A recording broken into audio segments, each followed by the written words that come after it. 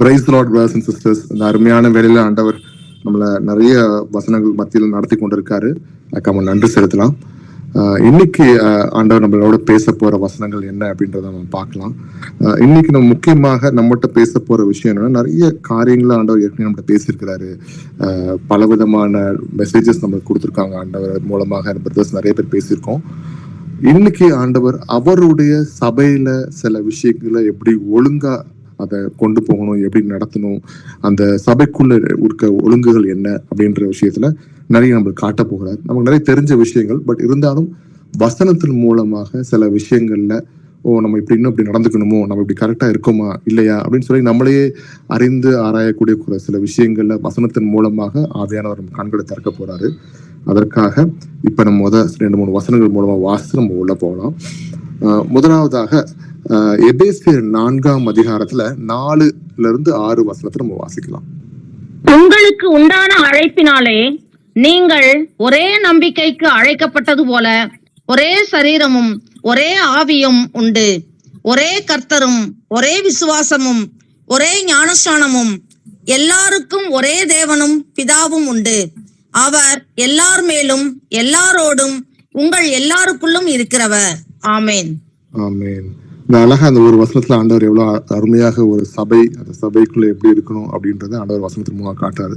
உங்களுக்கு உண்டான அழைப்பினால இன்னைக்கு நமக்கு அப்படின்னு சொல்லி நம்மளை அழைத்திருக்க தகப்பன் ஏசப்பா என்ன பண்றாரு, நீங்கள் ஒரே நம்பிக்கைக்கு அழைக்கப்பட்டது போல இன்னைக்கு நீங்க நானே எல்லாரும் ஒரே நம்பிக்கையில நம்ம அழைக்கப்பட்டிருக்கோம். இயேசு கிறிஸ்து தான், அவர் தான் ரட்சகர், அவர் இல்லாமல் ஒண்ணும் கிடையாது அப்படின்றத அருமையா வசனத்தின் மூலமா அவர் காட்டி கொடுத்திருக்காரு. ஒரே சரீரமாக நம்ம எல்லாரும் ஒரே சரீரமாக என்று நம்ம அழைக்கப்பட்டிருக்கோம். இன்னைக்கு வேணா ஒரு பிசிக்கல் பாடியில நாங்கள் பெங்களூர்ல இருக்கலாம், நீங்க நம்ம நிறைய பேர், சில பேர் கோயம்புத்தூர்ல இருக்கலாம், கோயம்புத்தூர் திருச்சியில இருக்கலாம், சில பேர் சென்னையில இருக்கலாம், வெவ்வேறு ஊர்ல இருந்து இன்னைக்கு எல்லாரும் நம்ம கனெக்ட் ஆயிருந்தாலும் ஆனா ஆண்டவருக்கு முன்பாக நம்ம எல்லாரும் ஒரே சரீரமா இருக்கிறோம். ஒரே ஆவியும் உண்டு அப்படின்னு சொல்றது போல ஒரே ஆவியானவர் நமக்குள்ள இருந்து இன்னைக்கு எல்லாருமே ஒரே ஆவியை தடுத்திருக்கோம். இன்னைக்கு நம்ம இயேசு கிறிஸ்துவ பற்றி என்ன நினைக்கிறோமோ, என்ன பேசுறோமோ, அதே மாதிரிதான் வேற ஒரு ஊர்ல இருக்க நம்ம பிரதர்ஸோ நம்ம சிஸ்டர்ஸோ அதே மாதிரி பேசுவாங்க. இன்னைக்கு அதே மாதிரி அந்த ஒருமை உள்ள ஒரு ஆவியோட நம்ம இருக்கோமோ, ஒரே கர்த்தரும் ஒரே விசுவாசம் ஒரே கர்த்தரை நம்ம விசுவாசிக்கிறோம். ஒரே நம்பிக்கையோட இன்னைக்கு ஆண்டவரோட வருகை சீக்கிரமா இருக்கு அப்படின்னு நினைத்து போல பிதாவாகிய தேவன் இயேசு கிறிஸ்துவ நமக்காக வந்தாரு. ஆவியானவர் நமக்குள்ள இருக்கிறாரு. இன்னைக்கு அவர் நம்ம வழி நடத்தி கொண்டு இருக்கிறார். அவர் சீக்கிரம் வரப்போகிறார் அப்படின்றத ஒரே விசுவாசத்தோட ஒரே ஞானஸ்தானம், அப்படி பிதா குமாரன் பரிசுத்த ஆவின்னு சொன்னது போல அதுக்கு ஒரே பேர் கொடுத்தோம் அப்படின்னா அது இயேசு கிறிஸ்து தான். அதனால இயேசு கிறிஸ்துவின் நாமத்தினால நம்ம ஞானஸ்தானத்தை எடுத்து அந்த ஒரே ஞானஸ்தானத்தை நம்ம எடுத்து என்ன பண்றோம், எல்லோரும் ஒரே தேவனும் பிதாவும் உண்டு என்று விசுவாசித்து அவர் எல்லோர் மேலும் எல்லோரோடும் உங்கள் எல்லாருக்குள்ளும் இருக்கிறார் சொல்றது போல இன்னைக்கு நம்ம எல்லோர் மேலையும் எல்லாருக்குள்ளேயும் மனசுக்குள்ள இருக்க நமக்குள்ளேயே இருக்கிற அந்த பிதாவாகிய தேவன் இயேசு கிறிஸ்துவ இன்னைக்கு ஆவியானவர் நமக்குள்ள உள்ள இருக்காங்க. இன்னைக்கு அதை நம்ம உணர்ற அளவுக்கு ஆண்டவர் நிறைய வசனங்கள் மூலம் பேச போகிறார். சரி பிரதர், இப்ப இதுக்கும் நம்ம சபைக்கும் என்ன அப்படின்னு கேட்கலாம். ஏன்னா இந்த விஷயம் தான் நம்ம வெளிக்காட்டக்கூடிய ஒரு ரிஃப்ளெக்ட் பண்ணக்கூடிய ஒரு விஷயமா இருக்கு சபையில. அதை எப்படி நம்ம ஒழுங்கோடு நடந்துக்கணும் அப்படின்னு ஆண்டவர் காட்ட போகிறாரு. நிறைய விஷயங்கள் வசனங்கள் நம்ம கேட்கிறோம், நம்ம அறிஞ்சிருக்கிறோம். ஆனா அந்த கேட்டு அப்படியே விட்டுறாதபடி ஒரு சபைக்குள்ள நம்ம வரோம் அப்படின்னா இன்னைக்கு அதுல எப்படி நம்ம நடந்துக்கணும், அதன் மூலமாக நம்ம கூட இருக்க பிரதர்ஸ் சிஸ்டர்ஸ் அவங்க அதனால எப்படி அவங்க பெனிஃபிட் ஆக போறாங்க, ஒருவேளை நம்ம கரெக்டா நடக்கலன்னா அது அவங்கள எவ்வளவு தூரம் பாதிக்குது, இந்த மாதிரி நிறைய விஷயங்கள் நம்ம பேசலாம். இதுக்கு எல்லாத்துக்குமே மேலான ஒரு விஷயம் கர்த்தர் மேல் வச்சிருக்க நம்ம அன்பு.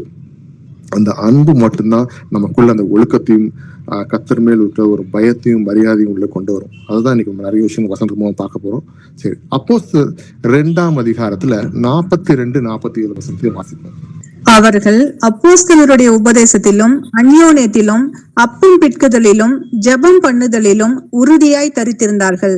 எல்லோருக்கும் பயம் உண்டாயிற்று. அப்போஸ்தலர்களாலே அநேக அற்புதங்களும் அடையாளங்களும் செய்யப்பட்டது. விசுவாசிகள் எல்லோரும் ஒருமித்திருந்து சகலத்தையும் பொதுவாய் வைத்து அனுபவித்தார்கள். காணியாட்சிகளையும் ஆஸ்திகளையும் விற்று ஒவ்வொருவனுக்கும் தேவையானதற்கு தக்கதாக அவைகளில் எல்லோருக்கும் பகிர்ந்து கொடுத்தார்கள்.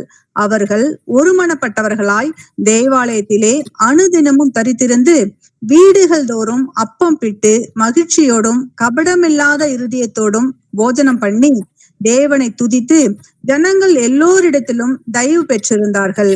ரட்சிக்கப்படுகிறவர்களை கர்த்தர் அனுதினமும் சபையிலே சேர்த்து கொண்டு வந்தார். ஆமென். ஆமென். நான் அடிக்கடி சொல்லுவோம், நம்ம பேசும்போது சபையில சேர்க்கறது யாரு, ஆத்மாக்களை கொண்டு வந்து சேர்க்கறது கர்த்தர். நம்ம இண்டிவிஜுவலா வந்து சபையில வந்து இன்னைக்கு நான் கொண்டு வந்தேன் இந்த பிரதரை, நான் கொண்டு வந்து சேர்த்து விட்டேன் சிஸ்டர், இது நான் கொண்டு வந்த ஆத்மா அப்படின்னு நம்ம சொல்லவே முடியாது. கர்த்தர் சுத்தம் இல்லாம எதுவுமே நடக்காது. கர்த்தர் கொண்டு வந்து சேர்த்து விடுறாருன்றதுக்கு அழகா எக்ஸாம்பிள் வசனம் இருக்கு. இப்ப இவ்வளவு வசனத்தை நம்ம பார்க்கும் பொழுது அப்போஸ்தலர் 2ஆம் அதிகாரத்துல 42 47 வரைக்கும் வாசிக்கும் போது அப்போஸ்தலர்கள் அவங்க எப்படி வசனத்தின் பிரகாரம் அவங்க எப்படி ஒரு ஐக்கியத்தோட சபைக்குள்ள அவங்க இருக்க ஒவ்வொரு விசுவாசிகளோடையும் ஒவ்வொரு டிசைபிள்ஸோடையும் அவங்க வந்து பங்கு பெற்றாங்க, எப்படி வாழ்ந்தாங்க, என்ன பண்ணாங்க அப்படின்ற ஒவ்வொரு விஷயத்தையும் அழகா தெளிவா ஆண்டவர் வசனத்தின் மூலமா கொடுத்திருக்காரு. அப்ப இன்னைக்கு பார்க்க போற 2 முக்கியமான விஷயம். ஒண்ணு எபேசியர் 4ஆம் அதிகாரத்துல 4ல இருந்து 6, அப்போஸ்தலர் 2ஆம் அதிகாரத்துல 42ல இருந்து 47வது வசனங்களுக்கு முழு விளக்கங்கள். அந்த விளக்கங்களே வந்து ஒரு சபை எப்படி இருக்கணும், அதோட ஒழுங்குகள் எப்படி இருக்கணும், அதுல இருக்க ஒவ்வொரு அங்கத்தினர்களா இருக்க நம்ம எப்படி வந்து அதுக்கு கர்த்தருக்குள்ள வந்து ஆவிக்குள்ள எப்படி நம்ம நடந்து கொள்ளணும் அப்படின்றத வசனத்தின் மூலமா காட்டுறாரு.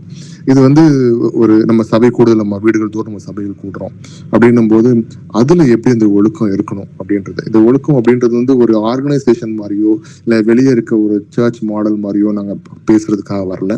இது கர்த்தர் வசனத்தின் நிமித்தமாக ஒவ்வொருத்தவங்களுக்கும் கொடுத்தது. இதை ஒரு அன்புனால நம்ம பார்த்து அதன் இயேசு கிறிஸ்து மேல் வச்சிருக்க அந்த அன்பு நம்ம ப்ரூவ் பண்ற நிமித்தமாக நம்ம கடைபிடிக்கும் போது இது வந்து நம்மளுக்கு வந்து ஒரு ரூல்ஸ் மாதிரி தெரியாது, இது வந்து இது ஒரு டேர்ம்ஸ் மாதிரி தெரியாது. ஆனா கர்த்தர் கொடுக்கிற சில ஒழுங்கின் விஷயங்களை நம்ம அறிஞ்சுக்க முடியும். சரி, முதலாவதாக the unity of the church is one body one spirit. அப்ப சபைக்குள்ள ஒரு ஐக்கியம் அப்படி எப்படி இருக்குன்னா ஒரே சரீரமாகவும் ஒரே ஆவியுமா இருக்கு அப்படின்னு சொல்லி இந்த வசனத்துல பாக்குறோம். எபேசியர் 4:4 வாசிங்க சிஸ்டர்.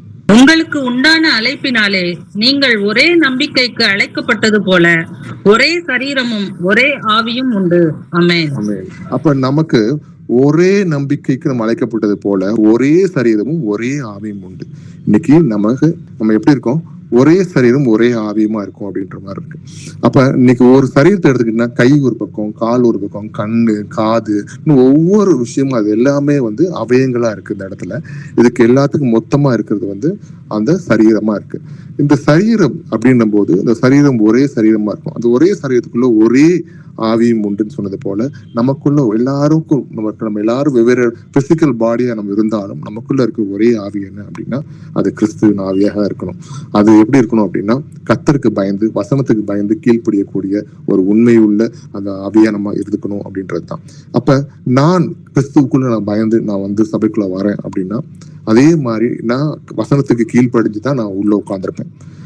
என்ன மாதிரி வர ஒவ்வொரு பர்சன் சிஸ்டர்ஸ் அப்ப என்ன பண்ணுவோம், ஒவ்வொருத்தவங்களும் அவங்கவுங்க நம்ம கர்த்தருக்கு முன்பாக பயந்து கீழ்ப்படிஞ்சு வசனத்துக்கு கீழ்ப்படிஞ்சு உட்காரும் பொழுது அங்க ஒரு ஒழுங்கு ஏற்படுது. ஏன் அங்க ஒரு ஒழுங்கு ஏற்படணும் அப்படின்னா நம்மள புது புது ஆத்மாக்கள் வருவாங்க, இல்ல நம்ம கூட இருக்க பிரதர்ஸ் அண்ட் சிஸ்டர்ஸ் நம்ம விழுந்துராதபடி அவங்க நம்ம பாதுகாக்கிறது நமக்கு ஒரு பொறுப்பா இருக்கு. ஏன் நான் சொல்றேன் அப்படின்னா இன்னைக்கு நம்ம சரீரத்துல ஒரு கையிலேயோ ஒரு காலிலேயோ ஒரு அடிபட்டுருச்சு அப்படின்னா, உதாரணத்துக்கு ஒரு காலில் ஒரு பெருவரில் அடிபட்டுருச்சுன்னு வச்சுக்கோங்க. அந்த பெருவரில் அடிபட்டு ரத்தம் வருது, அது காயத்தை நம்ம ஒழுங்காக கவனிக்கல அப்படின்னா நம்ம கொஞ்ச நாள் 2 நாள் நடப்போம், 3 நாள் நடப்போம் வழியை தாங்கிட்டு ஒரு 3ஆவது நாள் 4ஆவது நாள் என்ன அது சீல் வச்சு ஒரு ப்ராப்ளம் பண்ணிக்கிட்டே இருக்கும். அந்த பெருவரில் ப்ராப்ளம் பண்ண என்ன ஆகுது, மொத்த உடம்புக்கும் பிரச்சனையா வரும். அப்ப அது போய் சொல்லும் மூளையில இந்த மாதிரி பிரச்சனை இருக்கு, இங்க வலிக்குது அப்படின்னு. அப்ப அதனால நம்ம நொண்டி நடக்கிற மாதிரி ஒரு விஷயமாகும். ஒழுங்கா நடக்க முடியாது, ஒரு காலை கழுவ முடியாது, நிறைய பிரச்சனைகள் வரும். அப்ப சின்ன ஒரு இடத்துல ஒரு அங்கத்துல ஒரு சின்ன ஒரு உடம்புல ஒரு சின்ன ஒரு காயமோ ஒரு வலியோ ஒரு சீலோ வைக்குது அப்படின்னா அதை மொத்த சரீரத்தையும் கெடுக்கிறது போல இன்னைக்கு நம்ம சபைக்குள்ள ஒவ்வொரு அங்கத்தினர்களா நம்ம இருந்தாலும் அதுல ஏதாவது ஒரு சின்ன பிரச்சனை, ஒருத்தவங்க சரியா கவனிக்கல, ஒருத்தர் சரியா பண்ணல, கர்த்தருக்குள்ள அவங்க ஒழுங்கா இல்லை, அவங்களோட பிஹேவியர் சரியில்லை, சபைக்குள்ள வந்து அவங்க தேவையில்லாத விஷயங்கள்லாம் பேசுறாங்க, குழப்பத்தை உண்டாக்குறாங்க, ஒரு அன்பு காட்ட மாட்டாங்க, கோவப்படுறாங்க அப்படின்னு நிறைய விஷயங்கள் நம்ம கவனிச்சோம் அப்படின்னா அது மொத்த சபையும் கெடுத்துரும். இந்த சபை யாரு, ஒரு மனுஷனால நடத்தப்படுதா? கிடையாது. இங்க யாராவது பிரதர்ஸால இது கொண்டு வந்தப்பட்டதா? கிடையாது. எல்லாமே கர்த்தர் இயேசு கிறிஸ்துவால் உண்டாக்கப்பட்டது.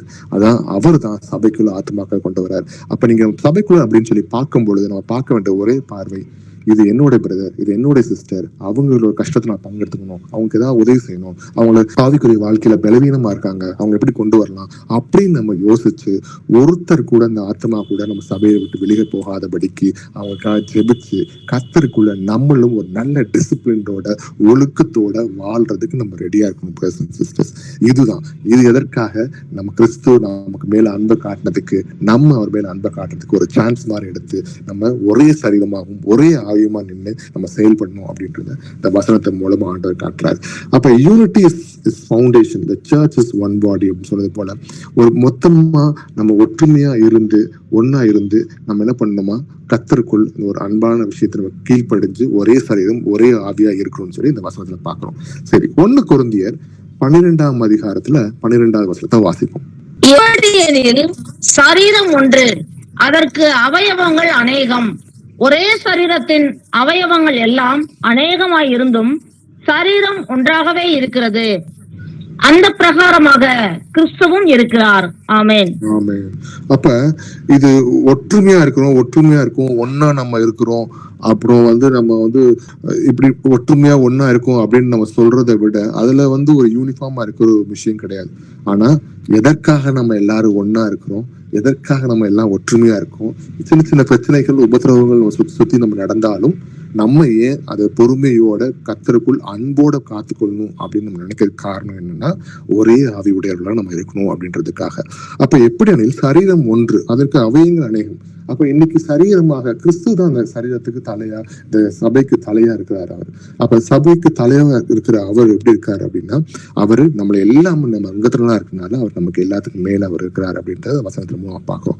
அப்படி இருக்கிற ஒரு இடத்துல நம்ம என்ன பண்ணணுமா, தாழ்மையோடும் பொறுமையோடும், ஏதோ ஒரு உபத்திரங்கள் இருந்தாலும் சின்ன சின்ன பிரச்சனைகள் இருந்தாலும், ஒருவேளை இந்த பிரதர் அப்படி சொல்லிட்டாங்க, அந்த சிஸ்டர் என்ன சொல்லிட்டாங்க, என்ன இந்த மாதிரி பேசிட்டாங்க, எனக்கு அவமானம் ஆயிடுச்சு, எனக்கு ரொம்ப வேதனை ஆயிடுச்சு அப்படின்னு நினைக்காதபடி, ஓகே நம்ம பிரதர் தான், நம்ம சிஸ்டர் தான், ஏதோ ஒரு இடத்துல சொல்லிட்டாங்க, அப்படி உங்களுக்கு கஷ்டமா இருந்தா தனியா போய் அவங்கள்ட்ட நம்ம பேசியது என்னன்னு பாத்துக்கலாம் அப்படின்னு சொல்லி பொறுமையோடும் அன்பையும் காத்துக்கொண்டு நம்ம ஒருவருக்கு நேசிக்கவும் நம்ம தெரிஞ்சுக்கணும் அப்படின்றத வசனத்துல மூலமா பார்க்கலாம். யோவான் 17ஆம் அதிகாரத்துல 21வது வசனத்தை வாசிப்போம். அவர்கள் எல்லாரும் ஒன்றாயிருக்கவும், பிதாவே, நீர் என்னை அனுப்பினதை உலகம் விசுவாசிக்கிறதற்காக நீர் என்னிலேயும் நான் உம்மிலேயும் இருக்கிறது போல அவர்கள் எல்லாரும் நம்மில் ஒன்றாயிருக்கவும் வேண்டிக் கொள்ளுகிறேன். ஆமென். அப்ப இங்க வசனம் நம்ம பார்த்தோம் அப்படின்னா, இயேசு கிறிஸ்து கூட அவர் சிலுவையில அறையதுக்கு முன்பாக சபையின் ஒற்றுமைக்காக, ஆண்டவரே இவங்க எல்லாத்தையும் மன்னிச்சிருங்க, இந்த சபையை காத்துக்கொள்ளுங்க ஆண்டவரேன்னு சொல்லி அவர் ஜெபிக்கிறத நம்ம பார்க்கணும் வசனத்தின் மூலமாக. அப்ப இங்க நம்ம செய்ய வேண்டிய விஷயம் என்ன அப்படின்னா, அதாவது பிதாவாகிய தேவன் ஒரு ஆவியா இருக்கிறார், ஒரு மனுஷ ரூபத்துல இயேசு கிறிஸ்துவா வரார். ஏன்னா பிதாவாகிய தேவன் ஆவி டபுக்கடின்னு குதிக்க முடியாது, மனுஷ ரூபத்துல இயேசு கிறிஸ்துவா நமக்காக நம்ம பாவத்துக்காக ரத்தம் சிந்தி சிலுவையில அறையப்படுறாரு. அவர் உயிர் தெளிந்து ஆவியானவரா அவர் போய் ஆவியானவரா நமக்குள்ள வந்திருக்காரு அப்படின்றத பாக்குறோம். இந்த 3 விஷயங்களை பேசக்கூடிய ஒரு விஷயத்துல ஒரு முக்கியமான ஒரு விஷயம் என்ன அப்படின்னா, நம்ம முழுக்க அன்பு தான். ஏன்னா பிதாவாகிய தேவன் என்ன பண்றாரு அப்படின்னா, நம்ம பண்ண பாவத்துக்காக அவர் இறங்கணும் அப்படின்னா அவர் தன்னுடைய ஆவியில இருந்து ஒரு உருவமா, மனுஷ உருவமா எடுத்து வர்றதுக்காக மனுஷகுமாரனாக இயேசு கிறிஸ்துவ சன் ஆஃப் காட் அப்படின்னு சொல்ற மாதிரி அவர் வர்றார். இது முழுக்க மனுஷன் மேல வச்சிருக்க ஒரு அன்பு தான். அப்படி வந்தனாலதான் இன்னைக்கு நீங்களும் நானும் ரட்சிக்கப்பட்டு இன்னைக்கு இந்த பாவத்துக்கு பயப்படாம இன்னைக்கு கர்த்தருக்கு முன்பாக நிக்கிறோம். ஒருவேளை நம்ம பாவத்தை விழுந்தாலும் ஆண்டவருக்கு முன்பாக அதை மன்னிப்பு கேட்டு, ஆண்டவரே எனக்கு உங்க ரத்தத்தினால் கழுவிருங்க ஆண்டவரேன்னு சொல்லி நம்ம விசுவாசிக்கும் பொழுது அந்த பாவம் நமக்கு மன்னிக்கப்படுது அப்படின்றத நம்ம உணர்றோம். அப்ப இவங்க எப்படி இந்த ஒற்றுமையா இருக்கு அப்படின்றத நம்ம பாக்குறோம். அதாவது இயேசு கிறிஸ்து நமக்காகவும் அந்த சபைக்காகவும் அவர் எவ்வளவு வேதனைப்பட்டார் அப்படின்றத காமிக்கிறாங்க. அப்ப இந்த ஒற்றுமையா எப்படி இயேசு கிறிஸ்து நம்ம நேசிக்கிறதுல ஒரு மிகப்பெரிய ஒரு இதா இருந்தாரோ, ஒரு அன்பை காட்டக்கூடியவர் இருந்தாரோ, அந்த அன்போட நம்மளும் நம்ம சபைக்குள்ள ஒரு அன்போடையும் ஒரே சரீரமாகவும் ஒரே ஆவியிலும் நம்ம இருக்கணும் அப்படின்றதுக்கு இந்த வசனங்கள் மூலமா பாக்குறோம். கொலைசேர் 3ஆம் அதிகாரத்துல 14வது வசனத்தை வாசிப்போம். இவை எல்லாவற்றின் மேலும் பூரண சர்க்குணத்தின் கட்டாகிய அன்பை தரித்துக் கொள்ளுங்கள். ஆமென். அப்ப பூரண சர்க்குணத்தின் கட்டாகிய அன்பை தரித்துக் கொள்ளுங்கன்னு சொன்னது போல இது பூரண சர்க்குணம் என்ன அப்படின்னு கேட்டோம்னா அந்த அன்பு தான். அப்ப இந்த அன்பு தான் என்ன பண்ணுமா, நமக்குள்ள ஒரே இந்த சபைக்குள்ள ஒரே சரீரமாகவும் ஒரே ஆவியுமாக நம்ம இருக்க முடியும் அப்படின்றது காட்டுது. அப்ப இந்த ஒரே சரீரம் ஒரே ஆவின்னு சொல்லி கர்த்தருக்குள்ள விசுவாசிச்சு இப்ப நம்ம இருக்கிற வீடுகள் தோறும் கூடுகிற ஒவ்வொரு சபையிலும் நம்மளோட முக்கியமான பங்கு என்னன்னா அன்புதான். இந்த அன்புக்கு மிகவும் அதிகமாக பொறுமையோட என்ன சொன்னாலும் காத்துக்க தெரியக்கூடிய ஒரு விஷயமா இருக்கும். யாருக்குனாலும் என்னன்னாலும் செய்ய ரெடியா கூட இருக்கக்கூடிய அன்பா இருக்கணும். அப்படிப்பட்ட அன்பு மட்டும்தான் இப்படி இயேசு கிறிஸ்துவை விசுவாசிச்சு அந்த ஒரே சரீரம் ஒரே ஆவின்னு சொல்லி ஒற்றுமையா சபைக்குள் ஒற்றுமையா இருக்கிறதுக்கு வளர்க்க உதவும். இப்படிதான் பவுல் இருந்தாங்க. இப்படிதான் அந்த காலத்துல அப்போஸ்தலர்கள் இருந்தாங்க. ஒருவருக்கு ஒரு விட்டு கொடுத்து ஒருவருக்கு ஒரு உதவி செஞ்சு எதற்காக நிறைய குட்டி குட்டி பிரச்சனைகள் வந்துச்சு. அப்போஸ்தலர் மத்தியிலும் நிறைய பிரச்சனை ப்ராப்ளங்கள்லாம் நிறைய வந்துச்சு. இருந்தாலும் அவங்க சண்டையை போட்டு இப்படி பண்ணி அப்படி சொல்லி இது பண்ணாதபடிக்கு என்ன சின்ன சின்ன சண்டைகள் போட்டிருந்தாலும் கர்த்தருக்குள்ள நம்ம போற காரியம் எதற்கு, இயேசு கிறிஸ்துவுக்காக அந்த ஊழியத்தை நம்ம ஒழுங்கா பண்ணலாம்னு சொல்லி அவங்க அத்தனை பேரும் கர்த்தருக்கு முன்பாக கீழ்ப்படிஞ்சு கர்த்தருக்கு முன்பாக அந்த அன்பை தரித்து கொண்டாங்க. அதனால தான் இந்நாள் வரைக்கும் இன்னைக்கு உலகம் எங்கும் கர்த்தரை இயேசு கிறிஸ்துவை பற்றி எல்லா இடத்துலயும் அறிவிக்கப்பட்டு இன்னைக்கு நீங்கள் நானும் கர்த்தருக்குள்ள ஒற்றுமையா இருக்கும். ஒருவேளை யோசித்து பாருங்க, அப்போஸ்தலருக்குள்ள ஏகப்பட்ட பிரச்சனைகளாகி அவங்க எல்லாம் பாதி பேர் விட்டுட்டு போய் என்னடா இயேசு கிறிஸ்து அப்படின்னு சொல்லி விட்டு போயிருந்தாங்க அப்படின்னா இன்னைக்கு இந்தியாவில இருக்க நம்மளுக்கு கர்த்தரை பற்றி அறியறதுக்கு எவ்வளவு சான்ஸ் கிடைச்சிருக்குமோ நமக்கு தெரியாது. brothers and sisters. எத்தனையோ இடத்துல பிரிட்டிஷ் எத்தனையோ ஆளை வந்திருந்தாலும் எல்லாரையும் பேர் சொல்லுவாங்க பிரிட்டிஷ்காரங்க வந்துதான் இந்தியாவில நிறைய கிறிஸ்டியானிட்டி இது பண்ணிட்டு போனாங்க, பரப்பிட்டு போனாங்கன்ற மாதிரி விஷயம். அவன் வர்றதுக்கு எத்தனையோ 1700 1800 வருஷத்துக்கு முன்னாடியே யார் வந்தா, தோமா வந்துட்டார் நம்ம ஊருக்கு. அவரே அப்பயே கிறிஸ்துவ பற்றி நிறைய விஷயங்கள்ல தமிழ்நாட்டுக்கு அறிவிச்சுட்டு கேரளால அறிவிச்சுட்டு போனார். இன்னைக்கு அந்த மாதிரி அவர் அந்த அன்பு இயேசு கிறிஸ்து மேல வச்ச அந்த அன்புனாலதான் அந்த அன்பு ஒவ்வொரு ஊரா அவர் வர வச்சு இன்னைக்கு நமக்கும் கிறிஸ்துவாக இயேசு கிறிஸ்து நம்ம அறிவிக்கப்பட்டு இன்னைக்கு அவரை ஏற்றுக்கொண்டு நீங்கள் நானும் ஒரே சரீரமாக ஒரே ஆவிக்குள் நம்ம இருக்கிறோம்னா அது அந்த உண்மையான அன்பை தான் காட்டும். brothers and sisters. சரி, இப்ப இவ்வளவு நேரம் சபையாக ஒற்றுமையாக ஒரே சரீரம் ஒரே ஆவின்னு சொல்லி நம்ம பார்த்துட்டோம்.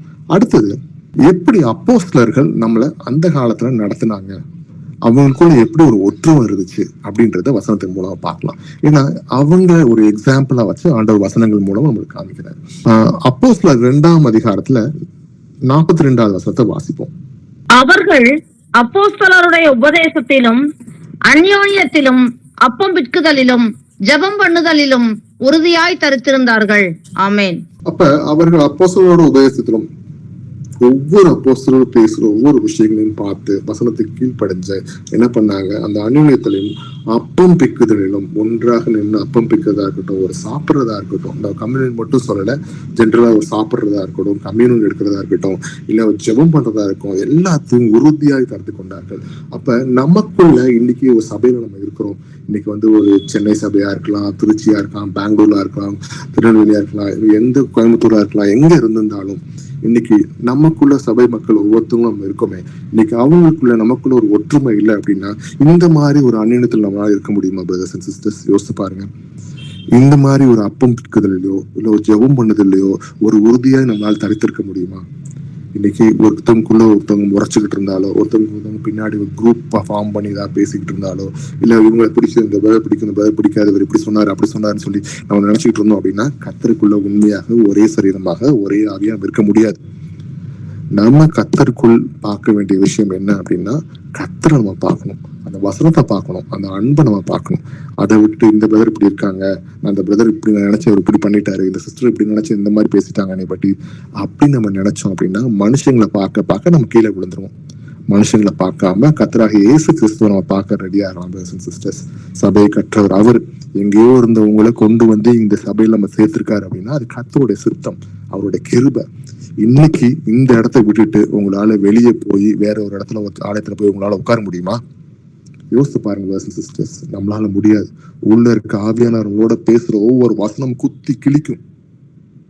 ஒரு வேற ஒரு சர்ச்சில் போய் நம்மளால உட்கார முடியுமா? சத்தியத்தை நம்ம அறிஞ்சனால சத்தியம் நம்ம விடுதலை ஆக்கிருச்சு. இங்க இருக்க உண்மையான சத்தியத்தை நம்ம வெளியே நம்மளால கிடைக்க முடியாது brothers and sisters, அறிந்து கொள்ள முடியாது. அங்க மறைச்சும் புளிச்சமா இன்னும் புளிக்க வைக்கிற மாதிரி வசனங்களை சொல்லி திரிச்சு நம்மளை கட்டுக்குள்ள கொண்டு போறதுக்கு தான் ரெடியா இருப்பாங்க. ஆனா இங்க உனக்கு சுகம் இல்லையா, நீ பாவத்துல பிரச்சனை இருக்கியா, நீ ஆண்டவர்கிட்ட மன்னிப்பு கேளு, ஆண்டவர் சுகத்தை தருவான்னு சொல்லக்கூடிய உண்மையான சத்தியம் இங்க இருக்கு பிரதர்ஸ் அண்ட் சிஸ்டர்ஸ். அந்த உண்மையான அன்பு இருக்கு. வெளியே ஒவ்வொரு இடங்களும் போனாலும் நிறைய நேரத்துல சொசைட்டி பாக்குறாங்க, அவங்க என்ன படிச்சிருக்காங்க, என்ன வேலை பாக்குறாங்க, என்ன மாதிரி ஆளுக, என்ன கம்யூனிட்டி, என்ன ஜாதி, அது இதுன்னு பார்த்து பிரிச்சு எடுக்கக்கூடிய விஷயங்கள் தான் இந்த இடத்துல இருக்கு. நம்ம பார்க்க நம்ம சுத்தி இருக்க இடத்துல. ஆனா இன்னைக்கு கர்த்தர் நம்ம நினைச்சிருக்க சபை எப்படி கர்த்தருடைய சபையா, ஒரு கர்த்தருக்கு முன்பாக ஒரு தாழ்மையும் அன்பும் உள்ள சபையா மாற்றிருக்கிறார். எத்தனையோ மக்கள் வெவ்வேறு ஒரு இடத்துல இருந்து வந்ததாலும் பல விஷயங்கள் பல பாஷைகள் நம்ம பேசினாலும் கர்த்தருக்கு முன்பாக அன்போடும் தாழ்மையோடும் இரக்கத்தோடும் நடத்துறாரு அப்படின்னா இது கர்த்தருடைய சபை. இந்த கர்த்தருடைய சபைக்குள்ள அப்போஸ்தலர் எப்படி வாழ்ந்தாங்க, அந்த வாழ்க்கையை வாழ்றது நம்ம இன்னும் ட்ரை பண்ணிட்டு இருக்கோம் பிரதர்ஸ் அண்ட் சிஸ்டர்ஸ். ஏதோ 1-2 இடத்துல நம்ம வாழ்ந்துகிட்டு இருக்கோம், வாழ ட்ரை பண்றோம். சில இடத்துல நம்ம இல்லை, உண்மைதான், அதை நம்ம ஒத்துக்கிட்டு தான் ஆகணும். ஆனா கர்த்தர் கொடுத்த இந்த வாய்ப்பை யூஸ் பண்ணி இன்னும் நம்ம எப்படி அப்போஸ்தலர் மாதிரி வாழலாம், கர்த்தருடைய காலம் வர வரைக்கும், ஆண்டவரோட வருகை வர வரைக்கும் இன்னும் அதிகமாக நம்ம அன்புல எப்படி ஊறி அடுத்தவங்களுக்கு உதவி செஞ்சு இன்னும் ஆத்துமாக்களை சபைக்குள்ள சேர்க்கலாம் அப்படின்றத நம்ம யோசிப்போம் பிரதர்ஸ் அண்ட் சிஸ்டர்ஸ். ஏன்னா ஆதி காலத்துல எருசலேம்ல ஒவ்வொரு விசுவாசிகளையும் இந்த மாதிரி அப்போஸ்தலர் அவங்களை சொல்லி நடத்தி கூட்டு வந்திருந்தாங்க. அவங்களுக்கு முக்கியமான ஒரு சவுண்ட் டாக்டரின் அவங்க என்ன படுத்தாங்கன்னா, ஆவிக்குரிய உணவை என்ன கொடுத்தாங்க அப்படின்னா, இந்த மாதிரி நல்ல ஒரு சத்தியத்தை சொல்லி, உண்மையான சத்தியத்தை சொல்லி அழைத்து கொண்டு வந்து அன்பை காட்ட வச்சு அவங்க செஞ்சாங்க அப்படின்றது இந்த வசனத்தின் மூலம் பார்க்கலாம். 2 தீமோத்தேயுல 3ஆம் அதிகாரம் 16ஆம் வசனத்தை வாசிப்போம். வேத வாக்கியங்கள் எல்லாம் தேவ ஆவியினால் அருளப்பட்டிருக்கிறது. தேவனுடைய மனுஷன் தேறினவனாகவும் எந்த நற்கிரியும் செய்ய தகுதி உள்ளவனாகவும் இருக்கும்படியாக அவைகள் உபதேசத்துக்கும் கடிந்து கொள்ளுதலுக்கும் சீர்திருத்தலுக்கும் நீதியை படிப்பித்தலுக்கும் பிரயோஜனம் உள்ளவைகளாய் இருக்கிறது. ஆமென். அப்ப நம்ம கவனிச்சோம்னா தேவ வாக்கியங்கள் எல்லாம் தேவ ஆவியினால் அருளப்பட்டிருக்கிறது. இப்ப இன்னைக்கு சொல்றாங்க, இது பவுல் எழுதுனது, இது மத்தேயு எழுதுனது, இது யோவான் எழுதுனது அப்படின்னு நம்ம மனுஷங்களா எழுதுனதை நம்ம பார்க்காதபடிக்கு இன்னைக்கு யாரோ பவுல் சொல்லிட்டாராமா அதனால அவங்க எல்லாரும் இந்த மாதிரிதான் பேசுவாங்க அப்படின்னு சொல்லாதபடிக்கு இது வசனங்கள் ஒவ்வொன்றும் தேவ ஆவியினால் அருளப்பட்டிருக்கிறது. தேவ ஆவியினால் ஆவியானவர்கள் தூண்டுதலாலும் ஏவப்பட்டதுனாலதான் அவங்க என்ன பண்றாங்க, இந்த ஒவ்வொரு வார்த்தையும் எழுதி இன்னைக்கு நம்ம கையில சிறு புத்தகமாக பைபிளாக நம்ம கையில கொடுக்கப்பட்டிருக்கு. அப்ப தேவனுடைய மனுஷன் தேர்வனாக, எதுல தேர்வனாக, வசனத்துல தேர்வனாக, ஒழுக்கமுடையவனாக நம்ம இருக்கணும் அப்படின்னு சொல்லி வசனத்துல பார்க்கிறோம். எந்த நற்கிரியும் செய்ய தகுதி உள்ளவனாக, எல்லா குட்னஸ் ஒரு நல்ல விஷயங்கள் செய்யக்கூட ஒரு தகுதி உள்ளவனா இருக்கும்படியாக அவைகள் என்ன பண்ணுது, உபதேசத்துக்கும். ஒருத்தவங்களை ஒரு சிஸ்டர்ஸ் வராங்க, ஒரு பிரதர் வராங்க, அவங்களுக்குள்ள சம் பிரச்சனைகள் இருக்கு, ஒரு குடும்பத்துல ப்ராப்ளம் இருக்கு, இல்ல அவங்க சபையில அவங்களால கரெக்டா வர முடியல, ஏதோ சம் பிரச்சனை இருக்கு அப்படின்னா அங்க இருக்க மூப்பர்களா இருக்கட்டும், அங்க இருக்க உதவிக்காரங்களா இருக்கட்டும், இல்ல அங்க இருக்க சபை மக்களா இருக்கட்டும், அவங்க எப்படி உபதேசிக்கணுமா, உலக பிரகாரமா சொல்ற மாதிரி உபதேசம் கொடுத்தா அது மனுஷனை குத்தி வேதனைப்படுத்தி என்ன பண்ணுன்னா, நீ பெரிய ஆளா, நீ ரொம்ப ஒழுங்கா இதை நீ சொல்றதுக்கு அப்படின்னு சொல்லி அவங்க மனசுக்குள்ள வரும். ஆனா கர்த்தருடைய வசனத்தை சொல்லி அன்போட பொறுமையோட ஆண்டவர் பற்றி நம்ம சொல்லும் போது அது அவங்க திருத்திக்கிறதுக்கு ஏதுவா இருக்கும். ஏன் அப்படின்னா நம்ம வசனமாகிய இயேசு கிறிஸ்து என்ன பண்றாரு, இன்னைக்கு வசனமாக ஆவியானவரை நமக்குள்ள இருக்கிற நான் சொல்லிய வசனமே ஆவியும் ஜீவனுமா இருக்கு அப்படின்னு சொன்னது போல வசனத்தை பற்றி நீங்க எடுத்து கோட் பண்ணி, பிரதர் சிஸ்டர் இந்த மாதிரி வசனம் போட்டிருக்கு, நீங்க இப்படி பண்றீங்களே, இது தப்பாச்சு, தயவுசெய்து மன்னிப்பு கேளுங்க ஆண்டவர்கிட்ட, அப்ப மாத்துவார் அப்படின்னு சொல்லுவோம். அந்த வார்த்தை என்ன பண்ணுது, ஆவியானவரை அவங்க கொள்ளையும் செயல்படும் பிரதர்ஸ் அண்ட் சிஸ்டர்ஸ். அப்படி சொல்லிதான் நம்ம அவங்களை வெளியே கூட்டு வரணும். அப்ப கடிந்து கொள்ளுதலுக்கும், அப்ப மற்றவங்களை கோபமா இருந்தாலும் சில தவறுகள் பண்ணியிருந்தாலும் அவங்க கோபத்துல கத்தாதபடி வசனத்தை கொண்டு கடிந்து கொள்றதுக்கு நம்ம ரெடியா இருக்கணும் பிரதர்ஸ் அண்ட் சிஸ்டர்ஸ். சரீர சீர்திருத்தினாலும் நீதியை படிப்பிக்கிறதுக்கு பிரயோஜனம் உள்ளவைகளாக இருக்கும். அப்ப எல்லா விதமான ஒழுக்கத்துக்கு ஏதுவாக விஷயங்களை நம்ம அறிவுரை சொல்றதா இருக்கட்டும், அவங்கள நல்ல வழியை நடத்துறதுக்காக ஒரு சபைக்குள்ள ஒரு சபையா நம்ம கிறிஸ்துவுக்கு பயந்தவர்களாக அன்பு உள்ளவர்களாக என்ன பண்ணணும் அப்படின்னா இந்த வசனத்தை கொண்டு உங்களை போதிக்கிறதுக்கு நம்ம ரெடியா இருக்கணும் அப்படின்ட்டு சொல்றாங்க. இப்படிதான் அப்போஸ்தலர்கள் அங்க இருக்க ஒவ்வொருத்தவங்களுக்கும் நல்ல ஒரு அறிவை போட்டுனாங்க அப்படின்றத நம்ம பார்க்க முடியும். ரோமர் 10ஆம் அதிகாரத்துல 17ஆவது வசனத்தை வாசிக்கலாம். ஆதலால் விசுவாசம் கேள்வினாலே வரும், கேள்வி தேவனுடைய வசனத்தினாலே வரும். ஆமென். அப்ப ஆதலால் விசுவாசம் கேள்வினால் வரும், கேள்வி தேவனுடைய வசனத்தினால் வரும். இதுக்கு நல்ல ஒரு எக்ஸாம்பிள் பார்த்தோம் அப்படின்னா, அந்த எத்தோப்பியா நாட்டுல இருக்க ஒரு அன்னகர் என்ன பண்றாரு, அவர் நிறைய பைபிள் வாசித்தே வரும்போது பிலிப்புக்கு ஏற்பட்டு பிலிப்பு வந்து அவங்களுக்கு ஞானஸ்தானம் எல்லாம் கொடுக்குறாரு அப்படின்றத நம்ம பார்க்கணும். இதை நீங்க வாசிக்கும் போது நான் அப்ப வசனத்தை வாசிக்க தான் சிஸ்டர்ஸ் நம்மளுக்கு ஒவ்வொரு விஷயங்களும் ஆண்டவர்களுக்கு நிறைய விஷயங்களை காட்டுவாரு. அந்த வசனத்தை நமக்குள்ள போகும், வசனமாகிய ஆவியானவர் உள்ள நின்று நம்மளோட பேசுவாரு.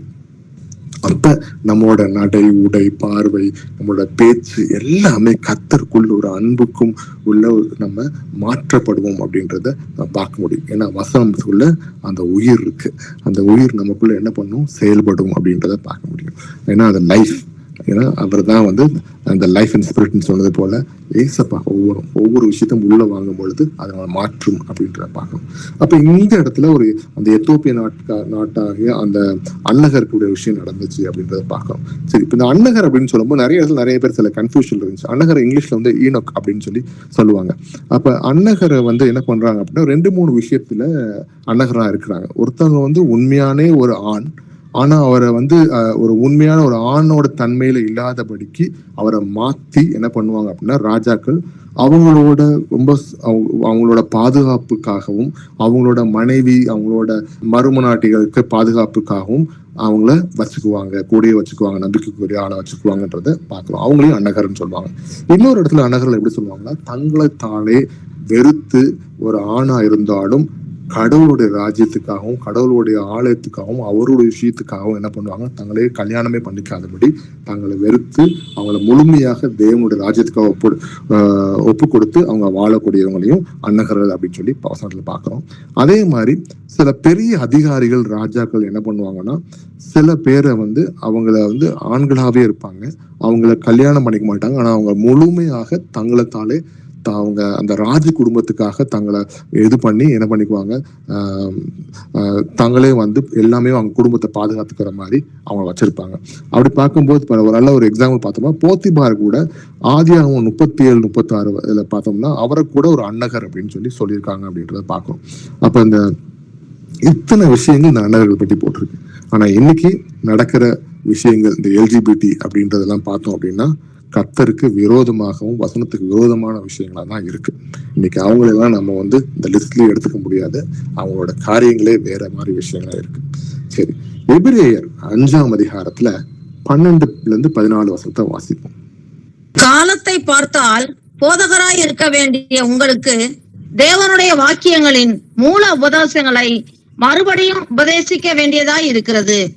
நீங்கள் பலமான ஆகாரத்தை அல்ல பாலை உண்ணத்தக்கவர்கள் ஆனீர்கள்.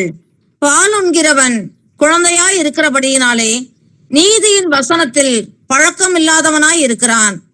பலமான ஆகாரமானது நன்மை தீமை இன்னதென்று பயிற்சியினால் பகுத்தறியத்தக்கதாக முயற்சி செய்யும் ஞானேந்திரியங்களையும் உடையவர்களாகிய பூரண வயதுள்ளவர்களுக்கே தகும். ஆமேன். அப்ப நீ கவனிச்சோம் அப்படின்னா இன்னைக்கு நம்ம வந்து நிறைய வசனங்கள் நம்ம ஒரு காலத்துல வந்து நமக்கு ஓரளவுக்கு தெரியும், ரொம்ப ஆழமாக எல்லாம் தெரியாத ஒரு விஷயங்கள் நமக்குள்ள இருந்துச்சு. சத்தியத்தை அறிவியல் சத்தியம் உங்களை விடுதலை ஆக்கும் சொன்னது போல நம்ம எப்ப நம்ம ஆண்டவரோடுக்குள்ள சத்தியத்தை அறிய ஆரம்பிச்சிட்டோம் அப்படின்னா நிறைய விஷயங்கள் வாசிக்க ஆரம்பிச்சிட்டோம், நிறைய விஷயங்கள் நமக்கு ஆண்டவர் கத்துக் கொடுத்துருக்காரு.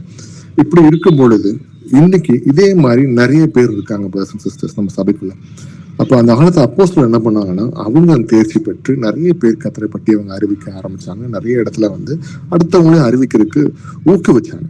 அப்ப இன்னைக்கு நம்ம சபைக்கு நம்ம நிறைய பேர் ஆத்மாக்கள் வந்திருப்பாரு, ஆண்டவர் அனுப்பிச்சு விட்டுருப்பாரு. அவங்களுக்கு முன்பாக நல்ல ஒரு பாலுன்ற மாதிரி இல்லாதபடி நல்ல ஒரு பலனுள்ள சாகாரம் சாப்பிடக்கூடிய ஒரு ஆளா நம்ம இருக்கோம் அப்படின்னா நம்ம எப்படி கர்த்தருக்குள்ள நம்ம நடந்துக்கணும் ஒரு சபையில அப்படின்றது முக்கியமான விஷயமா இருக்கு. நம்மளோட ஒழுக்கமா இருக்கலாம், நம்மளோட பேச்சா இருக்கலாம், நம்ம செய்யற விஷயங்களா இருக்கலாம், ஒவ்வொன்றையும் நம்ம கூட இருக்க பிரதர்ஸ் அண்ட் சிஸ்டர்ஸ் நம்ம பாக்குறாங்க. அவங்களுக்கு ஒரு எக்ஸாம்பிளா நடக்கிறது ஒரு முக்கியமான விஷயமா இருக்கு அப்படின்றதுதான். அப்ப இது ஒவ்வொரு காரியங்களையும் ஒரு சபைக்குள்ள எப்படி அந்த அப்போஸ்தலர்கள் சொன்னாங்க, எப்படி கூட்டு வந்தாங்க, என்ன பண்ணாங்க அப்படின்றத பார்க்கணும். சரி, இப்ப ஃபெல்லோஷிப் இன் சர்ச் எப்படி ஆலயத்து, அதாவது சபை நம்ம வந்து நம்மளே இந்த சரீரம் தான் ஆலயம் அப்படின்னு நம்ம சொல்லுவோம். நம்ம எல்லாரும் ஒண்ணு சேர்ந்து இருக்கோம், சேர்ந்து ஆண்டவர் துதிக்கும் போது நம்ம எல்லாருமே கர்த்தரை ஏற்று வெவ்வேறு இடங்களா இருந்தாலும் நம்ம எல்லாம் சபையா நம்ம கர்த்தருக்கு முன்பாக இருக்கோம். இந்த சபைக்குள்ள எப்படி ஒரு ஒற்றுமை இருக்கணும் அப்படின்றது வசனம் சொல்லுது. அந்த ஒற்றுமை ரொம்ப முக்கியமான விஷயம். இது நான் இந்த ஊர் சபை, நீ அந்த ஊர் சபை, நீ ஏன் வந்து என்கிட்ட கேட்கிற, நான் உனக்கு சொல்ல மாட்டேன் அப்படின்னு நினைக்க கூடாது. எல்லாமே கர்த்தருக்கு முன்பாக ஒரு எல்லாருமே ஒரு அங்கத்தினர்களா இருக்கும். நமக்கு தலை கிறிஸ்து தான். நம்ம எல்லாருமே பிரதர்ஸ் அண்ட் சிஸ்டர்ஸ் தான். ஒருவேளை இங்க நடக்கிற விஷயமா இருக்கலாம், இல்ல அங்க நடக்கிற விஷயமா இருக்கலாம், மாத்தி மாத்தி பேசி நம்ம கர்த்தருக்குள்ள ஒரு நல்ல விஷயம் நடக்குதுன்னா அது நன்மைக்கு நடக்குது அப்படின்னு சொல்லி நம்ம எடுத்துக்கலாம். ஆனா அது ஒரு குறைகளாவோ இங்கேயும் அங்கேயும் பேசுறதுனால அது எந்த பிரயோஜனமும் கிடையாது. இது தனிப்பட்டு பேசுற விஷயம் கிடையாது. ஏன்னா அப்படி பண்றதுக்கு காரணத்தினால என்ன ஆகுது அப்படின்னா, கர்த்தருடைய சபைக்கு நம்ம இடையூறா இருக்கிறோம்ன்றதை ஞாபகம் வச்சுக்கணும். இது யாரோட வேலை? யார் இதை பண்ணுவான்னா சாத்தானால மட்டும்தான் அதை செய்ய முடியும். ஏன் அப்படின்னா, நம்ம எல்லாரும் கர்த்தருக்குள்ள இருக்கிற ஒருமையோட அன்போட இருக்கக்கூடிய பிரதர்ஸ் அண்ட் சிஸ்டர்ஸா நம்ம இருக்கிறோம். சில பேர் வசனத்துல வீக்கா இருக்கிற ஆள்கள் சில நேரங்களில் பிரச்சனைகள் வந்தாலும் இன்னைக்கு நம்ம அதை தவிர்த்து கர்த்தருக்குள்ள நம்ம ஒழுக்கத்தோட நிதானிச்சு, எப்படி பால் உண்பது போல இல்லாதபடி நல்ல ஆகாரமான ஸ்ட்ராங்கான சாலிடான ஆகாரம் சாப்பிடக்கூடிய ஒரு வசனத்தை தரித்து கொள்ளக்கூடிய பிரதர்ஸ் அண்ட் சிஸ்டர்ஸா நம்ம இருக்கிறோம் அப்படின்னா, ஒருவருக்கு விட்டு கொடுக்காதபடி, ஒவ்வொரு ஊர்ல இருக்க சபைகளை நம்ம விட்டு கொடுக்காதபடி, அவங்களை எப்படி இன்னும் அதிகமா கர்த்தருக்குள்ள நடத்துறதுன்னு சொல்லி நம்ம முயற்சி செய்யறது முக்கியமான விஷயமா இருக்கு பிரதர்ஸ் அண்ட் சிஸ்டர்ஸ். ஆனா அதுக்கு இடையூறா நிக்கிற மாதிரி ஏன் அவங்க போறாங்க, ஏன் அவங்க வராங்க, ஏன் அதை செய்யறாங்க அப்படின்னு சொல்லி நம்ம உள்ள பேசுறதுனாலயோ சில விஷயங்கள் பண்றதோ இது கர்த்தருடைய சபையை உடைக்கிறது காரியமா இருக்கும். இது கர்த்தர் விரும்புறது இல்லை. இது கர்த்தருடைய கோபத்துக்கு நம்ம ஆளாகாதபடிக்கு இனி நம்ம வசனத்துக்கு கீழ்படியா நம்ம ரெடி ஆயிக்கலாம் பிரதர்ஸ் அண்ட் சிஸ்டர்ஸ். அப்போஸ்தலர் 2ஆம் அதிகாரத்துல 42வது வசனத்தை வாசிப்போம். அவர்கள் அப்போஸ்தலருடைய உபதேசத்திலும் அந்யோன்யத்திலும் அப்பம் பிட்குதலிலும் ஜெபம் பண்ணுதலிலும் உறுதியாய் தரித்திருந்தார்கள். அப்ப கவனிச்சீங்கன்னா, அவங்களோட சேர்ந்து சாப்பிட்றதா இருக்கட்டும், இல்ல அப்பம் பிற்கிறதா இருக்கட்டும், ஜெபம் பண்றதா இருக்கட்டும், ஏதாவது பிரச்சனை அவங்க போய் நிக்கிறதா இருக்கட்டும், அவங்கள்ட்ட ஆலோசனை கேட்கறதா இருக்கட்டும், இது எல்லாமே என்ன பண்ணாங்க அப்படின்னா ஒற்றுமையா இருந்து அவங்களோட அந்த அன்பை வளர்த்து கிறிஸ்துவுக்குள் எல்லாரும் ஒற்றுமையா இருந்ததை நம்ம பார்க்க முடியும். அப்ப இந்த வசனம் என்ன சொல்லுது அப்படின்னா, அப்படி வாழ்ந்தது போல இன்னைக்கு நம்ம வேறு இடங்கள்ல இருந்தாலும் நிறைய கால மாற்றங்கள் நடந்தாலும் அந்த அன்பு நம்ம தரிச்சு கொள்வது ரொம்ப முக்கியமான விஷயமா இருக்கு. அதுக்காக இப்ப அந்த காலத்துல அவங்க போட்டிருந்தாங்களே ஒரு ட்ரெஸ், அந்த காலத்துல அவங்க சாப்பிட்டாங்க சாப்பாடு, அந்த மாதிரி அவங்க சாப்பிடுறது அப்படியே ட்ரெஸ் போட முடியும்னு கேட்டா அப்படி முடியாது. ஆனா இந்த காலத்துல நமக்கு சொல்லப்பட்டது போல அவங்கள எக்ஸாம்பிளா காட்டி அன்புன்றது எந்த காலத்திலையும் மாறாத ஒரு விஷயமா இருக்கு பைபிள் பிரகாரம். அப்படின்னும் போது கர்த்தர் நம்ம காட்டின அந்த அன்பை வசனத்தின் பிரகாரம் ஒருவருக்கு ஒரு அன்பு காட்டி நம்மால் முடிஞ்ச அளவுக்கு நம்ம இன்னொரு ஆத்மாவுக்கு உதவி செஞ்சு அவன் கர்த்தருக்குள் வழி நடத்துறதுக்கு நம்ம ரெடியா இருக்கலாம் பிரதர்ஸ் அண்ட் சிஸ்டர்ஸ். அதை நம்ம இங்க பாக்குறோம். ஏன்னா ஃபெல்லோஷிப் இன் த சர்ச் எப்படி இருக்கணும் அப்படின்றத பாக்குறோம். 1 யோவான் 1ஆம் அதிகாரத்துல 7வது வசனத்தை வாசிப்போம். அவர் ஒளியில் இருக்கிறது போல நாமும் ஒளியிலே நடந்தால் ஒருவரோடு ஒருவர் ஐக்கியப்பட்டிருப்போம். அவருடைய குமாரனாகிய இயேசு கிறிஸ்துவின் ரத்தம் சகல பாவங்களையும் நீக்கி நம்மை சுத்திகரிக்கும். ஆமென். அவர் ஒளியில் இருந்தது போல நாமும் ஒளியிலே நடந்தால் ஒருவருக்கொருவர் ஐக்கியப்பட்டிருப்போம். அப்ப ஒளியில நடக்கிறதுனா என்ன? ஆண்டவர் வசனத்தை தரித்து கொண்டது, the word is my lamp அப்படின்னு சொல்றது போல ஆண்டவர் வசனத்தை நம்ம தரித்து கொண்டோம் அப்படின்னாவே அது நம்மளோட பாதைக்கு வெளிச்சமா இருக்கு, நம்மள ஒளிக்குள்ள கொண்டு வருது. ஏன் இந்த ஒளிக்குள்ள கொண்டு வருது அப்படின்னா, ஒளி இந்த ஃபாதர் ஆஃப் மார்வலஸ் லைட் அப்படின்னு சொல்லி இயேசுப்பா சொல்றாங்க. அதாவது பயங்கரமான ஒளிக்கு தகப்பனா இருக்கிறது யாரு? நம்ம இயேசு கிறிஸ்து. இன்னைக்கு அந்த ஒளிக்குள்ள நம்ம வரும்போது ஒருவருக்கு நம்ம ஐக்கியமா இருக்க முடியும். நம்ம இருளுக்குள்ள இருக்கும்போது இருளின் சிந்தனையும் இருளின் செயல்பாடுகள் தான் நமக்குள்ள நடக்கும் பிரதர்ஸ் அண்ட் சிஸ்டர்ஸ். எப்படி இந்த பிரதருக்கு இப்படி பேசி இதை களைச்சு விடலாம், எப்படி இந்த பிரதர்ஸ் அண்ட் சிஸ்டர்ஸ் எப்படி அன்பா இருக்கிறாங்க, இந்த பிரதர் அந்த பிரதர் ரொம்ப அன்பா இருக்காங்களே, இப்படி இருந்தா சரியில்லையே அப்படின்னு சொல்லி களைச்சு விடுறதோ அவங்களுக்குள்ள பிரச்சனையை கொண்டு வரதோ நம்ம யோசிக்காதபடி கர்த்தருக்கு முன்பாக இந்த பிரதர்ஸ்க்காக நம்ம ஜெபிக்கலாம், இந்த சிஸ்டர்ஸ்க்காக நம்ம ஜெபிக்கலாம்னு சொல்லி நம்ம அங்க ஜெபம் பண்றதா இருக்கலாம், அப்பம் பிற்கிறதா இருக்கலாம், ஒரு ஒருமையோட நின்று அடுத்தவங்க உதவி செய்யறதா இருக்கலாம். யாராவது பிரதர்ஸ் சிஸ்டர் கஷ்டப்படுறாங்க, அவங்க குடும்பத்துல பிரச்சனைனா அவங்க வீடுகளில் போய் அவங்களோட பெர்மிஷனோட அவங்க வீடுகளில் போய் சந்திச்சு அவங்களுக்கு ஒரு கவுன்சிலிங் கொடுக்கறதா இருக்கலாம். இந்த மாதிரி விஷயத்தை நம்ம செய்யும் பொழுதுதான் நம்ம என்ன ஆகுது, நம்ம சபைக்குள்ள இன்னும் ஒரு அந்நியத்தையும் ஐக்கியமும் கொண்டு வர முடியும் அப்படின்றத பாக்குறோம் பிரதர்ஸ் அண்ட் சிஸ்டர்ஸ். சரி, எபிரேயர் 10ஆம் அதிகாரத்துல 24-25 வசனத்தை வாசிப்போம். மேலும் அன்புக்கும் நற்கிரியைகளுக்கும் நாம் ஏவப்படும்படி ஒருவரை ஒருவர் கவனித்து சபை கூடி வருவதை சிலர் விட்டு விடுகிறது போல நாமும் விட்டுவிடாமல் ஒருவருக்கொருவர் புத்தி சொல்ல கடவோம். நாளானது சமீபத்தி வருகிறதை எவ்வளவாய் பார்க்கிறீர்களோ அவ்வளவாய் புத்தி சொல்ல வேண்டும். ஆமேன். முன்னெல்லாம் வசனத்தை அறிஞ்சிட்டதுக்கு அப்புறம் கொஞ்ச நாள் நல்லா வந்துட்டோம் தான். அதுக்கப்புறம் என்ன ஆகும், கொஞ்சம் பேர் அப்படி கொஞ்சம் ரிலாக்ஸ்ட் ஆயிடுவாங்க. ஓகே, நமக்கு எல்லாம் தெரிஞ்சிருச்சு, நமக்கு பிதாவாகிய தேவன் தான் இயேசு கிறிஸ்து வந்தாரு தெரிஞ்சு போயிடுச்சு. ஒன் பேப்டிசம் இயேசு கிறிஸ்து நாமத்தினாலதான் எடுக்கணும். இன்னைக்கு இதுதான் நம்மளுக்கு வந்து காணிக்கை கிடையாது, தசமபாகம் கிடையாது. நம்மளுக்கு விருத்த சேதனம் எங்க பண்ணப்பட்டிருக்கு? இருதயத்துல பண்ணப்பட்டிருக்கு. இஸ்ரவேலர்கள் மாதிரி பண்ணாம நம்ம இருதயத்துல பண்ணப்பட்டிருக்கு அப்படின்னு சொல்லி நிறைய நம்மளுக்கு விஷயங்கள் நம்ம அறிந்து கொண்டாலும் நம்ம என்ன பண்றோம் இப்பெல்லாம் கொஞ்சம் ரிலாக்ஸ் ஆகி தான் போன வாரம் போனோம்ல, எந்த வாரம் சபைக்குள்ள போனோமா அப்படின்னு சொல்லி நிறைய விஷயங்கள் நம்ம யோசிக்கிறோம்.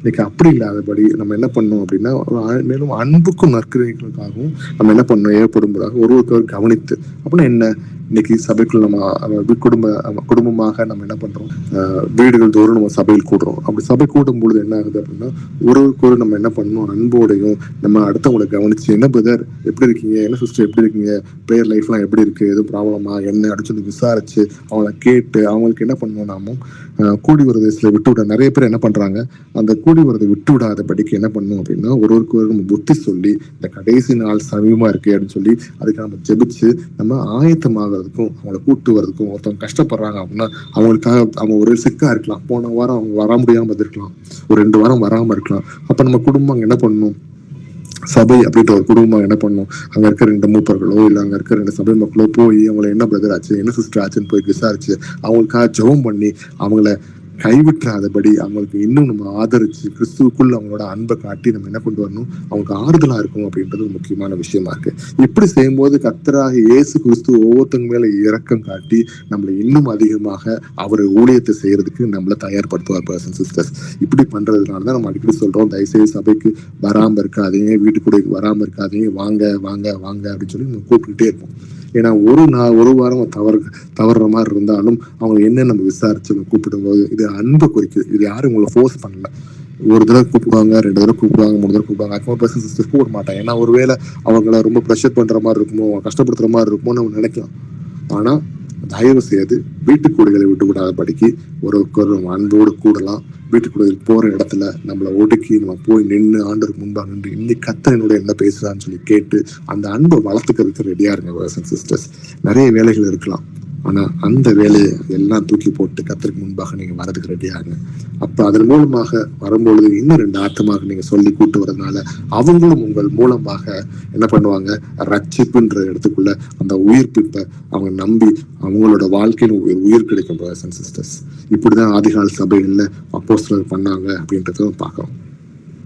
ரோமர் 12ஆம் அதிகாரத்துல 10வது வசனத்தை வாசிப்போம். சகோதர சிநேகத்திலே ஒருவர் மேல் ஒருவர் பட்சமாயிருங்கள், கனம் பண்ணுகிறதிலே ஒருவருக்கொருவர் முந்திக் கொள்ளுங்கள்.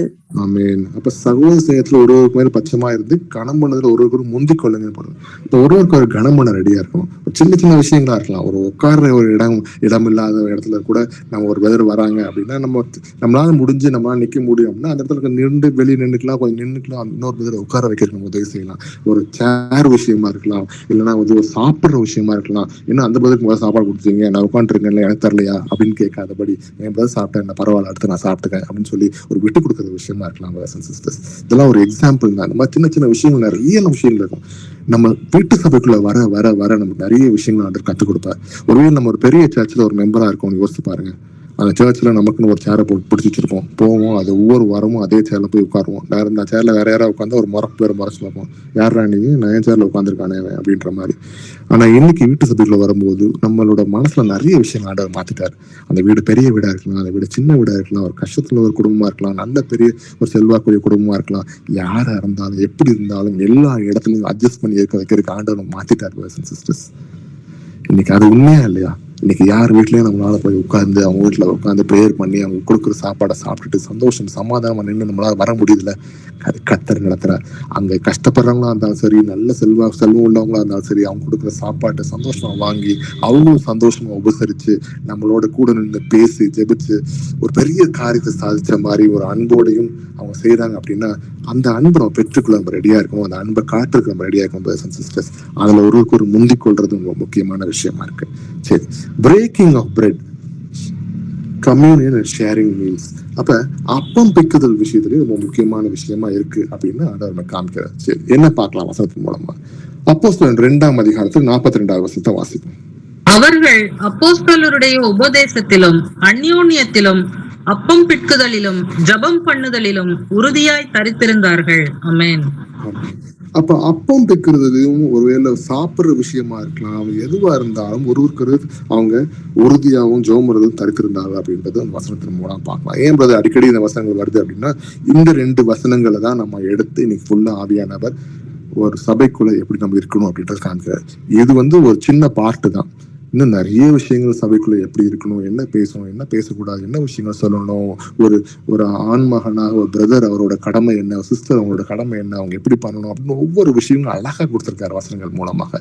அதை நீங்க ஒரே நாள் அத்தனையும் பார்க்க முடியாது. பட் இருந்தாலும் எவ்வளவு ஆண்டவர் நம்ம காட்டுறாங்களோ அதை நம்ம சீக்கிரமா பார்த்து முடிக்கலாம். அப்ப ஒற்றுமையாக இருந்து நம்ம என்ன பண்ணணும் அப்படின்னா, அப்ப நம்ம அந்த பிரெட் பிரேக்கிங் பண்ணலாம், கம்யூனியன் பண்றதா இருக்கட்டும், இல்லைன்னா நம்ம பிரேயர் முடிச்சுட்டு நம்ம அவங்க பிரதர்ஸ் அண்ட் சிஸ்டர் வீட்டுல கொடுக்குற ஒரு ஆகாரமா இருக்கட்டும், எல்லாமே நம்ம சரிசமா உட்கார்ந்து நமக்குள்ள ஒரு அன்போடும் ஒரு ஒற்றுமையோடும் அதை செய்யணும் அப்படின்னு சொல்லி காமிக்கிறாங்க. 1 கொரிந்தியர் 11ஆம் அதிகாரத்துல 23-26 வசனத்தை வாசிக்கும். நான் உங்களுக்கு ஒப்புவித்ததை கர்த்தரிடத்தில் பெற்றுக்கொண்டேன்.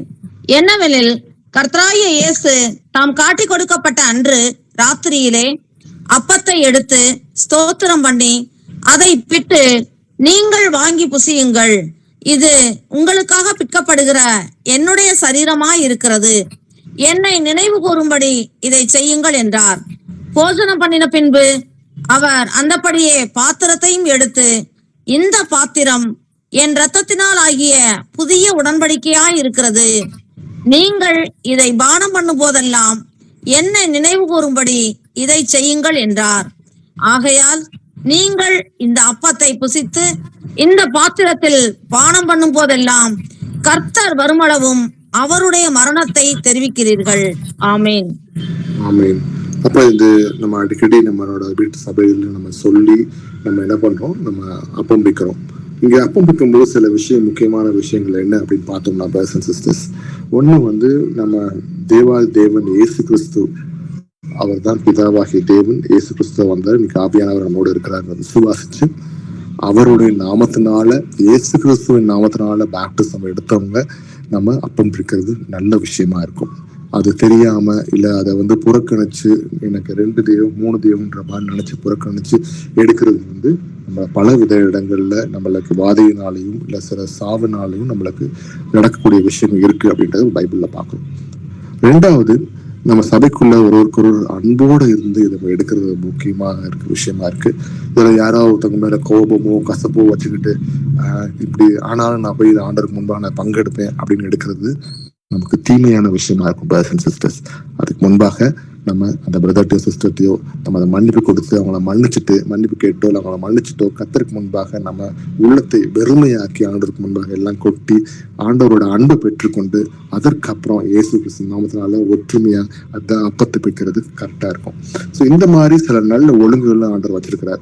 அதே மாதிரி எடுக்கிற அப்பமோ அந்த நம்ம கொடுக்குற திராட்சை ரசமோ எதுவா இருந்தாலும் இது ஒரு ஐடல் மாதிரி பார்க்காதபடி இது இயேசு கிறிஸ்துவோட உடல், இது இயேசு கிறிஸ்து சிந்தனை அதே ரத்தம் அப்படின்ற மாதிரி நினைக்காதபடி ஆண்டவரை செய்ய சொன்ன அந்த விஷயத்துக்காக அதை நினைவு கூறும் விஷயமாக அதை நினைவு கூர்ந்து அதற்குரிய விஷயத்தை நம்ம பாதுகாத்தம் பண்றது நல்ல விஷயமா இருக்கும்.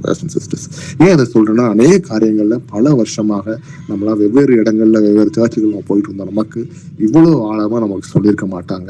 நம்மளுக்கு ஏதோ இயேசு கிறிஸ்து நாமத்தினால பேப்டிசம் எடுத்தாதான் இது கொடுக்கணும் அப்படின்லாம் கூட, நீ ஏதோ பேப்டிசம் எடுத்தியா ஓகே நீ சாப்பிட்டுக்கோ அப்படின்னுவோம். அங்கேயே சர்ச்சுக்குள்ளேயே 4 பேர் மெம்பரை பிடிக்கும், 4 பேரை பிடிக்காது. அங்க இருக்க கொடுக்குற பாஸ்டரையோ ஃபாதரை கூட பிடிக்காது.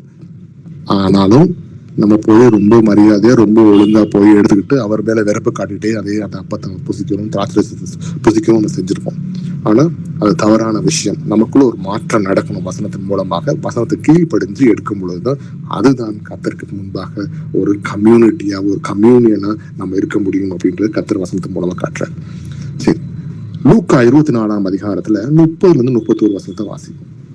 அவர்களோட அவர் பந்தி இருக்கையில் அவர் அப்பத்தை எடுத்து ஆசீர்வதித்து அதை பிட்டு அவர்களுக்கு கொடுத்தார். அப்பொழுது அவர்களுடைய கண்கள் திறக்கப்பட்டு அவரை அறிந்தார்கள். உடனே அவர் அவர்களுக்கு மறைந்து போனார். ஆமென். அப்ப இயேசு கிறிஸ்து இதை பண்ணார் அப்படின்றத நம்ம பார்க்கணும். இந்த வசனத்துல அவரும் பிக்கும்போது அவங்க கண்கள் திறக்கப்பட்டுச்சு அப்படின்றத பார்க்கிறோம். இப்ப இன்னைக்கும் கர்த்தராக இயேசு கிறிஸ்து நம்ம கண்களை திறந்து விட்டாரு. இன்னைக்கு அவர் நாமத்தினால நம்ம எடுக்கும் பொழுது அதை உண்மையா உணர்ந்து கர்த்தர் எனக்கு கொடுத்தது, நான் அவரோட ஐக்கியத்துக்கு அவர் நினைக்கூறும் விஷயமாக நான் எடுக்கிறேன் அவர் வர வரைக்கும் அப்படின்னு சொல்லி செய்யும் பொழுது நம்ம நிறைய விஷயங்கள்ல நம்ம மனக்கண்களை திறந்த ஆண்டவர் இன்னும் அருமையாக சத்தியத்தை நடத்துறதுக்கு அவர் ரெடியா இருக்கார். அப்போஸ்தலர் 20ஆம் அதிகாரத்துல 7வது வசனத்தை வாசிப்போம். வாரத்தின் முதல் நாளிலே அப்பம் பிற்கும்படி சீசர்கள் கூடி வந்திருக்கையில் பவுல் மறுநாளிலே புறப்பட வேண்டும் என்றிருந்து அவர்களுடனே சம்பாஷித்து நடுராத்திரி மட்டும் பிரசங்கித்தான். ஆமென். ஆமென். எப்படி ஒருவருக்கு ஒரு அன்பா இருந்து அவங்க என்ன பண்றாங்க அப்படின்றத இந்த பவுலோட விஷயத்துல பார்க்கிறோம். அவர் வாரத்தின் முதல் நாள் அப்பம் பிற்கும்படி சீசர்கள் கூடி வந்த கையில் அவங்க என்ன பண்றாங்க, எல்லாம் ஒன்னா சேர்ந்து அன்பா இருந்து அவங்களுக்கு ஒருவருக்கு விட்டு கொடுத்து கர்த்தருக்கு முன்பாக அன்போடு இருந்து ஒரே சரீரமாகவும் ஒரே ஆவியோடும் அவங்க நின்று இருக்காங்க. பவுல் மறுநாள் புறப்பட வேண்டிய இருந்தாலும் அவன் இந்த எல்லாம் செஞ்ச காரியங்கள்லாம் செஞ்சான் அப்படின்றத அவன் பார்க்கிறோம். இதுல நமக்கு வசனம் கவனிச்சோம் அப்படின்னா, இது எல்லாம் நம்ம செய்யும் போது நம்ம எப்படி கர்த்தருக்கு முன்பாக இருப்போம் அப்படின்னா, ஒரு நீதிமான் போல நம்ம இருப்போமா? அதான் அந்த வசனங்கள் எல்லாத்தையும் பார்க்கிறோம். அப்ப இதெல்லாம் செய்யக்கூடிய ஏன்னா ஆண்டவர் ஒரு ஒழுங்கும் சில விஷயங்கள் காரியங்கள் நம்ம வச்சிருக்காரு அப்படின்னா ஒரு நீதிமான் போல இருக்கும். ஆனா நீதிமான் அப்படின்னு நம்ம போய் இருப்போம் அப்படின்னு போய் டக்குன்னு ஒரு வசனங்கள் எடுக்கும்போது ஆவியானவர் காட்டுற வசனங்கள் என்ன அப்படின்னு பார்த்தோம்னா, ஏசாயால 18:6-9 வாசிக்கிறேன்.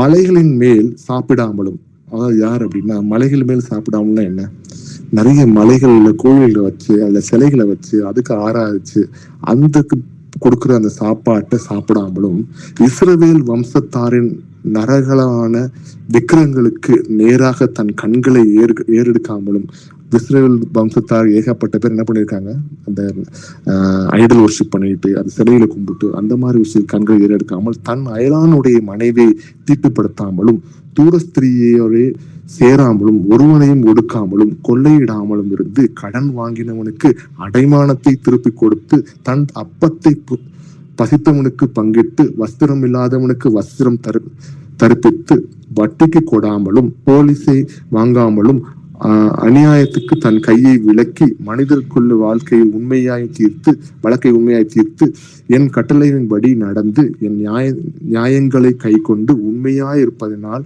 அவனே நீதிமான் சொல்லி வசனம் இருக்கு. அவன் பிழைக்கவே பிழைப்பான் என்று கர்த்தராகிய ஆண்டவர் சொல்லுகிறார். அப்ப எவ்வளவு ஒரு அருமையான ஒரு குட் குவாலிட்டிஸ் ஆண்டவர் வசனத்தினால் சொல்லியிருக்காரு பாருங்க பிரதர்ஸ் அண்ட் சிஸ்டர்ஸ். இங்க கடன் வாங்கினாலும் கடன் கொடுத்தவன் என்ன பண்ணணும், அவன் வச்சு அடமானத்துக்கு கொடுத்துரு அப்படின்னு அன்பு காட்டுறாரு ஆண்டவர். அதே நேரத்துல வட்டிக்கு வாங்காமலும், என்ன பேசாட்சியில் சொல்லாம, அடுத்தவனோட மனைவி அபகரிக்காமல் நிறைய விஷயங்களை ஆண்டவர் சொல்லி என்ன பண்றாரு, ஒரு நீதிமானுக்கு ஒரு கேரக்டர் என்ன காமிக்கிறார். இந்த மாதிரி நம்ம இருக்கிறோமா அப்படின்னு பார்க்கணும் பிரதர்ஸ் சிஸ்டர்ஸ். இந்த மாதிரி விஷயமும் நம்ம சபைக்குள்ள நமக்குள்ள ஒழுங்கு கொண்டு வரும். இதுல நம்ம பர்சனலா இந்த ஒழுக்கத்தை நமக்குள்ள கொண்டு வரும்போது, நம்ம ஒரு சபைக்குள்ள இருக்கும் பொழுது அந்த ஒழுக்கத்தை நம்மளால காட்ட முடியும் பிரதர்ஸ் சிஸ்டர்ஸ். நம்மளை பாக்குறவங்களும் அந்த மாதிரி பிரதர் மாதிரி இருக்கணும், அந்த சிஸ்டமா இருக்குன்னு சொல்லி நம்மளை மாத்திக்கவும் முடியும். அவங்களுக்கு ஒரு முன்னுதாரணமா அவங்க இருக்க முடியும். அதற்காக நீங்க பிரதரை பாருங்க சிஸ்டரை பாருங்க அப்படின்னு சொல்ல வரல. நம்ம பார்க்க வேண்டியது யாரு, கர்த்தராக இயேசு கிறிஸ்து தான். என்னைக்கு மனுஷனை பார்த்தாலும் விழுந்துருவோம். அதான் அந்த காரியத்தோட முக்கியமான விஷயம். சரி, இப்போ சபைன்னு பேசும்போது சபையில ஒரு முக்கியமான விஷயம் என்ன அப்படின்னு கேட்டா ஜெபம் தான். அந்த ஜெபத்துக்கு நம்ம என்ன செய்ய போறோம் அப்படின்றத பார்க்கலாம். அப்போஸ்தலர் 2ஆம் அதிகாரம் 42வது வசனத்தை வாசிப்போம். அவர்கள் அப்போஸ்தலருடைய உபதேசத்திலும் அந்யோன்யத்திலும் அப்பம் பிற்குதலிலும் ஜெபம் பண்ணுதலிலும் உறுதியாய் தரித்திருந்தார்கள். ஆமென். அவர்கள் ஜெபம் பண்ணுதலிலும் உறுதியாய் தரித்திருந்தார்கள் அப்படின்றத பார்க்கணும். அப்ப அவங்க விட்டு கொடுக்காதபடி ஒவ்வொரு நேரமும் கர்த்தரை முன்பாக வச்சு அவங்க ஜெபிச்சுக்கிட்டே இருந்திருக்காங்க பிரதர்ஸ் அண்ட் சிஸ்டர்ஸ்.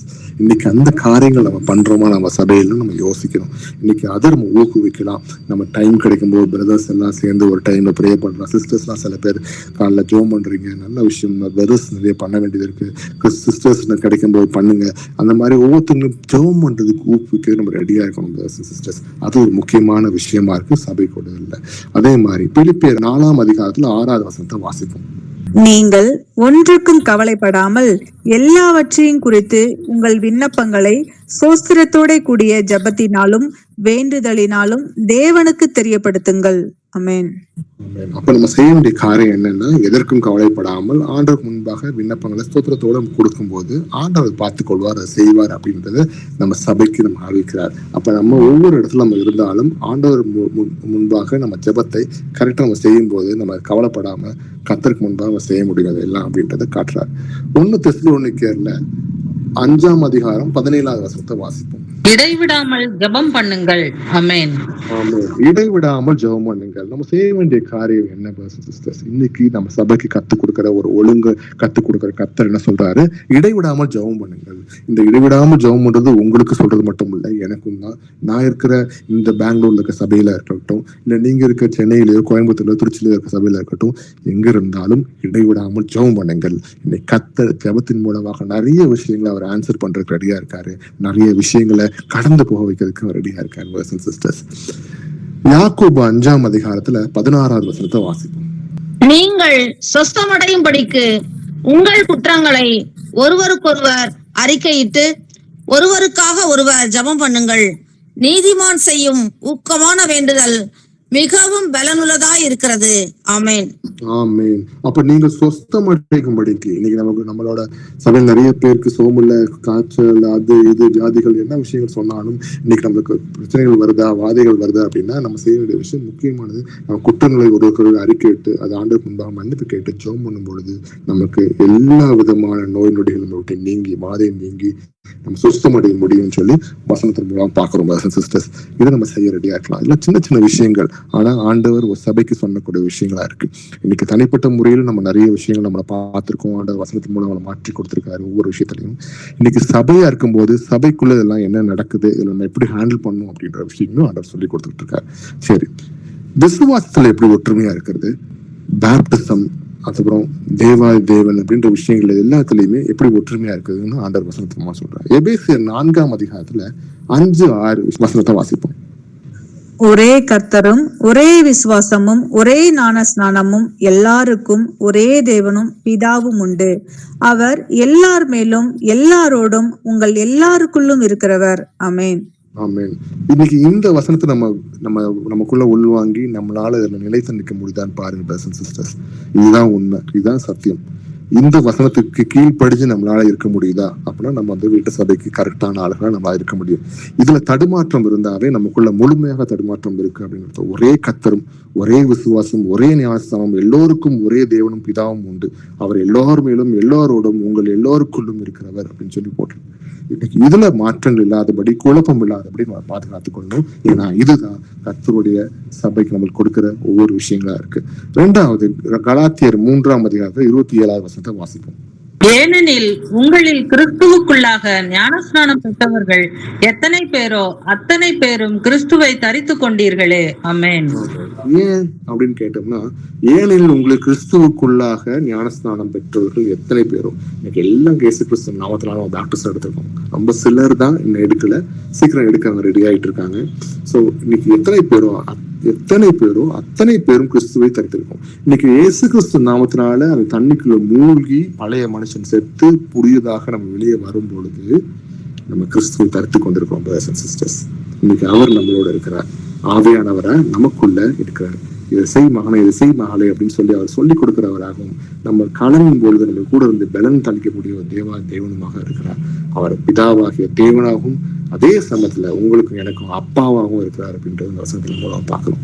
இந்த பேப்டிசம் மூலமாக நமக்கு கொடுக்கப்பட்ட ஒரு புது அங்கீகாரம் என்ன அப்படின்னா, கிறிஸ்துவை தரித்து கொண்டவங்களாக நம்ம இருக்கிறோன்றதா அதான் அங்கீகாரமா இருக்கு பிரதர்ஸ் அண்ட் சிஸ்டர்ஸ். ரோமர் 6ஆம் அதிகாரத்துல 4வது வசனத்தை வாசிப்போம். மேலும் பிதாவின் மகிமையினாலே கிறிஸ்து மரித்தோரிலிருந்து எழுப்பப்பட்டது போல நாமும் புதிதான ஜீவன் உள்ளவர்களாய் நடந்து கொள்ளும்படிக்கு அவருடைய மரணத்திற்குள்ளாக்கும் ஞானஸ்நானத்தினாலே கிறிஸ்துவுடனே கூட அடக்கம் பண்ணப்பட்டோம். ஆமென்.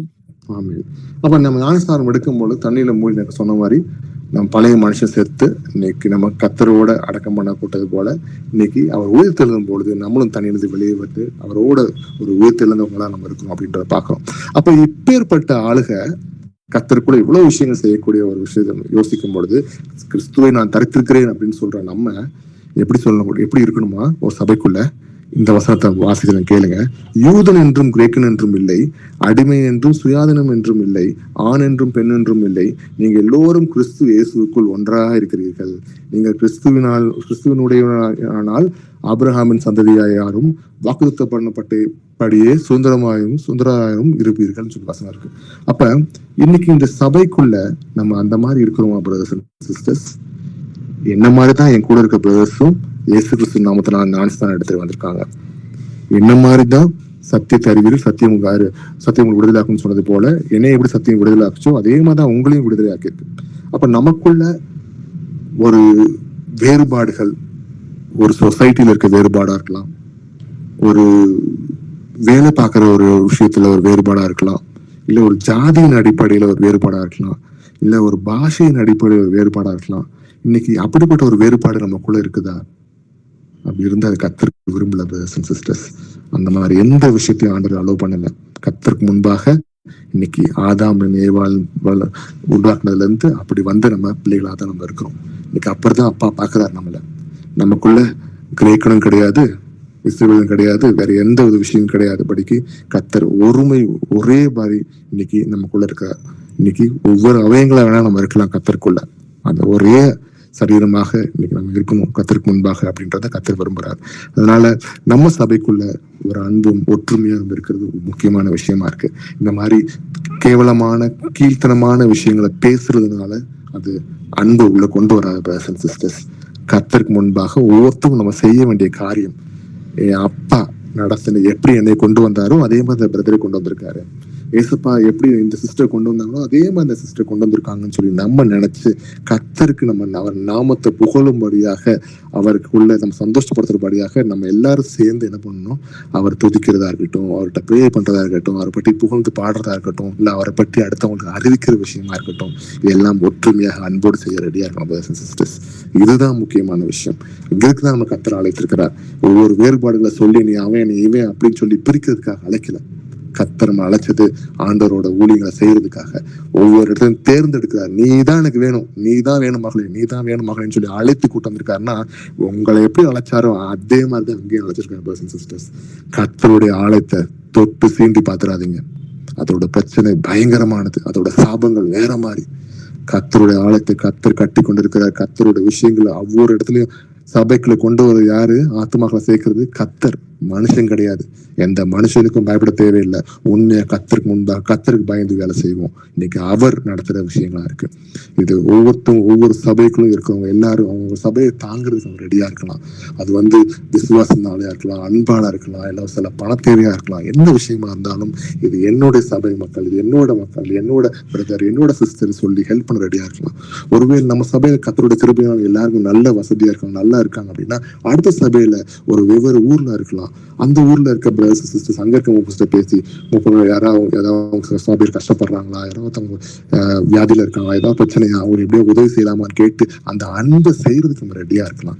இது ஒவ்வொரு மூப்பர்கள்கிட்டையும் பேசி அது பிரகாரம் செய்யறதுக்கு நீங்களே அது ஆலோசிப்பாங்க, கேளுங்க பிரதர்ஸ் அண்ட் சிஸ்டர்ஸ். அது பிரகாரம் நம்ம செய்ய நம்ம ரெடியா இருக்கலாம். ஏன்னா அதுதான் கர்த்தர் விரும்புகிறார். இங்க நான் பெரியவன் நீ பெரியவன்னு சொல்லி பேசுறதுக்கு கிடையாது. நம்ம கூட்ட ஏகப்பட்ட பிரச்சனைகள் இருக்கலாம். நம்ம பிடிக்காத ஒரு பிரதர் சகோதரர் கூட நம்ம உள்ள இருக்கலாம். அவங்கள மன்னிக்க நம்ம ரெடியா இருக்கலாம் வசனத்தினால. இந்த பிரதரை பிடிக்கலன்னு சொல்லி அவரை பற்றி அடுத்தவங்களை இழுத்து விட்டு பிரச்சனை பண்ணக்கூடிய ஒரு விஷயமா இல்லாதபடிக்கு ஒருவருக்கு ஒரு அன்புனால தாங்கிறதுக்கு முந்திக் கொள்றதுக்கு நம்ம ரெடியா இருக்கலாம் பிரதர்ஸ் அண்ட் சிஸ்டர்ஸ். ரோமர் 6ஆம் அதிகாரம் 4வது வசனத்தை வாசிப்போம். மேலும் பிதாவின் மகிமையினாலே கிறிஸ்து மரித்தோரிலிருந்து எழுப்பப்பட்டது போல நாமும் புதிதான ஜீவன் உள்ளவர்களாய் நடந்து கொள்ளும்படிக்கு அவருடைய மரணத்திற்குள்ளாக்கும் ஞானஸ்நானத்தினாலே கிறிஸ்துவுடனே கூட அடக்கம் பண்ணப்பட்டோம். ஆமென். அப்ப நாமும் புதிய ஜீவனுள்ளவர்களாக நம்ம வெளியே வந்தவங்க போல நம்ம நடந்து கொள்றதுக்கு ரெடியா இருக்கும் பிரதர்ஸ் அண்ட் சிஸ்டர்ஸ். இந்த காரியங்களை நம்ம ஞாபகம் வச்சுக்கலாம். இனி நம்ம பழைய மனுஷர்கள் அல்ல, கிறிஸ்துவனால நாமத்தினால ஞானஸ்நானத்தினால புது மனுஷங்களா நம்மளோட சபையில இருக்க ஒவ்வொருத்தரும் நேசிக்க நம்ம ரெடியா இருக்கலாம். நம்ம கூட இருக்க பிரதர்ஸ் அண்ட் சிஸ்டர்ஸை நேசிக்கிறது, நம்ம சபையை நேசிக்கிறது, நம்ம எல்லாம் ஒவ்வொரு அங்கத்தினராக இருக்கோம் கடவுளுக்கு முன்பாக. நம்ம இப்படி செய்யறதுனால நம்ம கர்த்தராக இயேசு கிறிஸ்துவை நேசிக்க முடியும் அப்படின்றதுக்கு நல்ல ஒரு எடுத்துக்காட்டான வசனம் கொடுத்திருப்பாரு. யோவான் 17ஆம் அதிகாரம் 22வது வசனத்தை வாசிப்போம். நாம் ஒன்றாய் இருக்கிறது போல அவர்களும் ஒன்றாய் இருக்கும்படி நீர் எனக்கு தந்த மகிமையை நான் அவர்களுக்கு கொடுத்தேன். ஆமென். ஆமென். பிதாவாகிய தேவன், ஆவியா இருக்கிறது, இயேசு கிறிஸ்துவ வந்து அவரு என்ன பண்றாரு, இங்க வந்து நமக்காக உயிர் விட்டாருன்ற பார்க்கணும். அந்த அன்பு போல இன்னைக்கு எதுக்காக அந்த அன்பை காட்டணும்? மனுஷனோட பாடுகள் மனுஷனோட நிலைமையில இருந்தாதான் அது தெரியும். மனுஷனா இருந்தா அந்த பாவத்துக்கு நான் வந்து சரி பண்ண முடியும்னு சொல்லி பிதாவாகிய தேவன் மனுஷனாக இயேசு கிறிஸ்துவ வந்தாருன்னா அந்த அன்பை இன்னைக்கு நம்ம தரித்து கொண்டு அந்த அன்பை நம்ம காட்டுறதுக்கு ரெடியா இருக்கோம் பிரதர்ஸ் அண்ட் சிஸ்டர்ஸ். இந்த மாதிரி விஷயத்த நம்ம சபைக்குள்ள இருக்க ஒரு அருமையான ஐக்கியத்தையும் அன்பையும் பற்றி சொல்லக்கூடிய விஷயமா இருக்கு. சரி, கடைசியா சபைக்குள்ள ஒரு சாட்சியா இருக்கக்கூடிய விஷயம் என்ன அப்படின்னு கேட்டீங்கன்னா, அடுத்தவங்களுக்கு உதவி செஞ்சு அடுத்தவங்கள நல்ல விஷயத்துல அவங்கள கத்தருக்குள்ள ஆவிக்குள்ள வழி நடத்துறது முக்கியமான விஷயமா இருக்கு. சரி, இப்ப அப்போஸ்தலர் 2ஆம் அதிகாரத்துல 44 to 47 வரைக்கும் விசுவாசிகள் எல்லாரும் ஒருமித்திருந்து சகலத்தையும் பொதுவாய் வைத்து அனுபவித்தார்கள். காணியாட்சிகளையும் ஆஸ்திகளையும் விற்று ஒவ்வொருவனுக்கும் தேவையானதற்கு தக்கதாக அவைகளில் எல்லோருக்கும் பகிர்ந்து கொடுத்தார்கள்.